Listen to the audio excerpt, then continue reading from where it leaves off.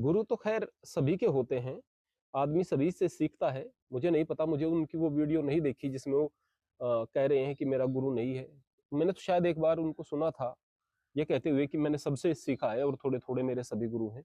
गुरु तो कदम-कदम पर होते हैं और गुरु अगर आप किसी को मानते हैं तो उसके प्रति सम्मान का भाव आपके मन में ज़रूर होना चाहिए। बगैर गुरु के प्रति सम्मान के आप परमात्मा तक नहीं जा सकते। परमात्मा का मार्ग ही यही मार्ग है कि अपने से आप ऊपर किसी को माने, उसके प्रति श्रद्धा से बढ़ जाएँ, फिर बड़ा, बड़ा, बड़ा, उससे बड़ा, फिर सबसे बड़े तक आप पहुँच जाएँ। यही सनातन की रीत है।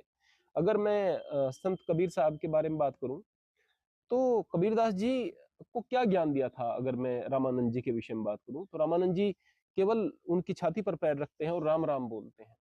राम, राम इतना बोलते हैं। यानी वो उसको अपना शिष्य नहीं बना रहे थे कबीर को। धोखे से जाकर उनकी सीढ़ियों पर लेट गए।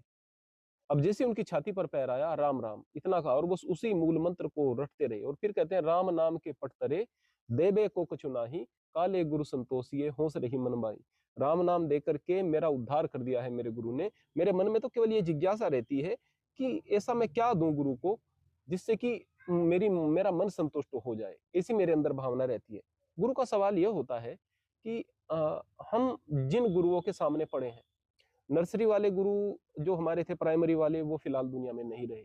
और अगर हम उससे बड़ी कक्षाओं के गुरुओं के विषय में बात करें तो आज भी अगर मुझे कहीं मिल जाते हैं, भले ही सभी लोग गुरु कह करके मेरा सम्मान करते हैं, तो मैं उनके सम्मान में झुक जाता हूँ। कभी ऐसा नहीं हुआ मेरे गुरु अगर फिलहाल दुनिया में हैं, परमात्मा उन्हें दीर्घायु दे, जो भी हमारे शेष हैं, कभी वो इस बात को नहीं कह सकते कि वो साइकिल से गुजर रहे हों और मैं उधर से जा रहा हूँ, रास्ते से कभी मिला हूँ और मैं साइकिल पर चल रहा हूँ। ऐसा कभी नहीं कह सकते।